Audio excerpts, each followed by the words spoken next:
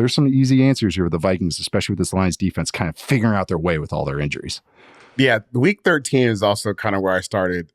Mostly because the one thing I remember while I was watching that game before the horrific Matt Eberflus timeout. I mean, we could do a whole podcast on NFL coaches not knowing what the hell is going on with timeouts right now. But including your coach. Yeah, I know. The Falcons read it.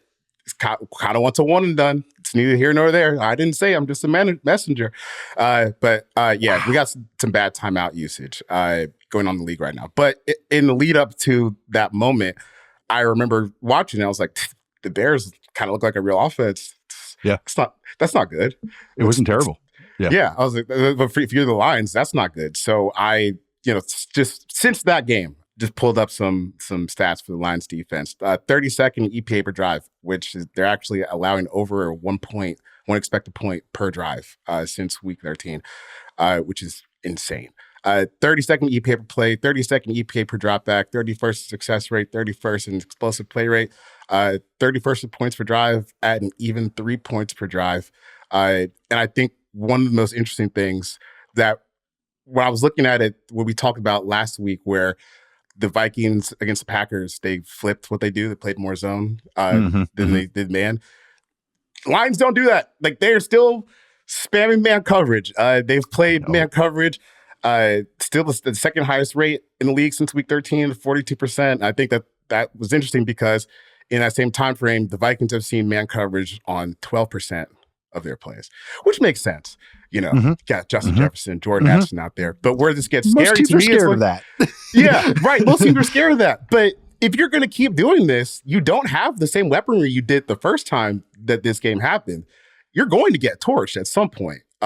Maybe you can force Sam into a mistake or get him on a strip sack or something. But Justin Jefferson and Jordan Addison will win if whether you do man or zone. But if you're going to spam man, I just feel like this is a scary part for the Lions defense, a trap for the Lions defense to fall into, because I understand not wanting to switch up what you've been doing to get you here. But man, go to Our Lads and look up just the Lions DB room. And you tell me if these are guys that you want without Carlton Davis, without Ennis Rakestraw. I know Terry Arnold's a solid player, but we're asking a lot from him here to go out and handle this in man coverage basically by himself, because the other guys, I don't think they're just up to the challenge for this week. So I would like to see them just mix in some more zone looks, give your guys some help, because if you just leave them on the island, it's going to be a really, really bad day for you. It's funny you brought up the man zone stats or bringing up the man point, because obviously when you're talking about the Lions, that's what's kind of just been funny, is that they've just been daring teams. You kind of know what you're getting when you play the Lions. They have some funky blitzes and everything, but personnel and coverage wise, it's kind of the same every week, and they just have been winning. And then the injuries kind of cropped in, and then it was like, oh, okay, this is, they caught up. I was kind of looking at the same stuff. Was they dared them. Well, I remember the first time we previewed this game, their first matchup, I was like, are you really going to run man coverage against Justin Jefferson? And they did. And it was like half the time. It stunned me. And Darnold went 10 of 14 for 100 yards, 1 touchdown, 1 pick against man coverage in their first matchup. What's been interesting to me is the Lions got Melifanu back, the safety. And getting him back has now moved Brian Branch back to the slot. And I don't know if that's been a totally good thing when they're in man coverage. When they're in zone on early downs and they're in light bodies, it's been good because Branch is such a good blitzer and they can do some funky things. But when they go man coverage, it's kind of getting beat on it. And Roman Dunze got him a couple times from the slot. I've been kind of tweeting my Roman Dunze power slot propaganda, but he was going against Branch on these snaps.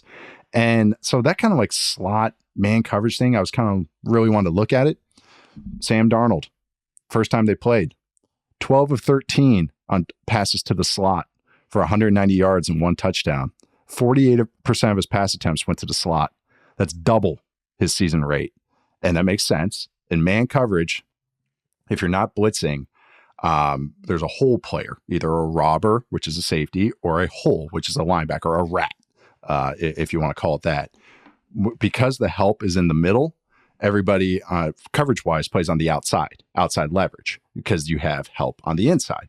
So like you'd see in Dunze getting Branch, they're running over routes. So it's just a natural beater is that you're working away from the outside leverage. You know who's good from the slot? This guy named Justin Jefferson, who got pigeonholed actually as a slot guy coming out of college, I remember that, which yeah. still drove me insane. But he could do this. He could honestly be the league's best power slot if he was there full time. He's 12th in yards per route run from the slot, 13th in explosive receptions from the slot. They like putting him in the slot against man coverage. They do a bunch of stuff to get him there, and when they know it's man, and you're going against Darnold, who has shredded it. But the Lions are 26th in dropback success rate against slot targets. They've allowed the most yards in the NFL against slot targets, second most pass attempts, fifth most EPA, yada, yada, yada. I just feel like these are natural answers for these Vikings to attack. I think they're going to be chucking it. I think they said, yeah, okay, you have these injuries. There are going to be a lot of movement, a lot of moving parts. I feel like a lot of jet sweep kind of action. And then I think just a lot of attacking over the middle with Jefferson and Addison, and Hawkinson coming back is huge too. Again, they didn't have that the first time. So if you're going to go man coverage, then the safety, who might be Melifonwu, might be someone else, because they like to have Joseph as the deep guy. Melifonwu on Hawkinson. All right, we'll see how that matchup goes. Addison against another corner. How does that matchup go? So I think they're just going to have more answers this time around, the Vikings. And then the last thing I would mention is the Vikings bench had Ed Ingram playing the first time, who was the worst right guard in the NFL. And now he's so bad, man. He should be just gone. He's not even worth having as a backup. And then they put in Dalton Risner, who's about above average, but that helps a lot. But then the first matchup, they hit Christian Darrisaw. He's out. Now they have Cam Robinson at left tackle, who's allowing literally the highest pressure rate in one-on-one blocks of any starting offensive lineman in the entire NFL.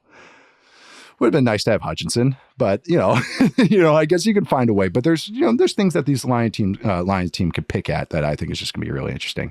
Anything else on this side of the ball? I went back and watched some run clips from the first game on both sides.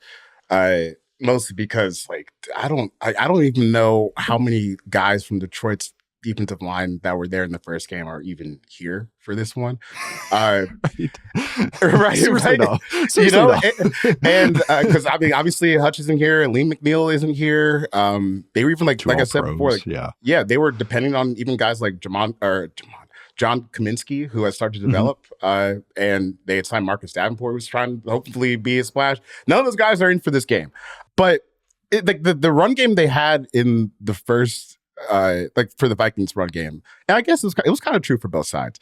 But for the Vikings, they finished with positive EPA on the ground. But most of that was from the first carry of the game. Aaron Jones had a 34-yard touchdown. Yeah. Outside of that, the success rate for the day was 29% on the ground.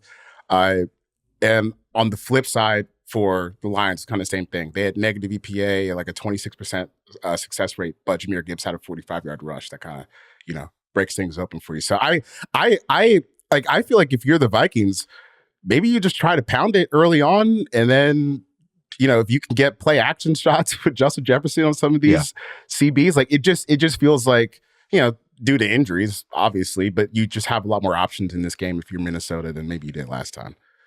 Yeah, I think that's a great way to summarize this side. To wrap that up, is they have better options this time. And that makes sense with having a little healthier, Hawkinson and everything, and figuring out their run game a little bit more. So I think that's a good way to put it. It actually surprised me a little bit that the Lions' run defense has kind of held up. They were one of the better ones overall, but still pretty good against the run. It's just that, I don't know. There's some real easy answers for the Vikings to find. Easy for me to say.